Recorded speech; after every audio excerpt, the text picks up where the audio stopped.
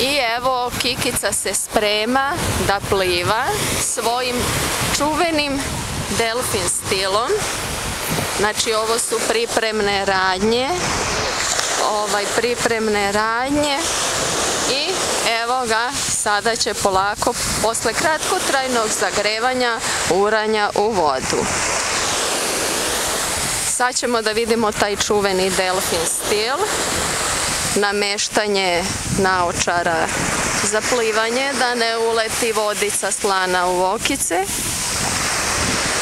Pripremne radnje još uvek traju i sada ćemo valjda, nadam se, konačno da vidimo taj delfinov čuveni skok. Evo ga, to je Kikica. I Kikica, bravo Kikice, Kikice, tako je, čak pliva bolje od delfina. I to plivanje ide u nedogled. O, šta je, Kikica se umorio, brzo se Kikica vraća, opet čuvenim delfin stilom. Kikice, da li ćeš uspeti da doplivaš do kraja obale?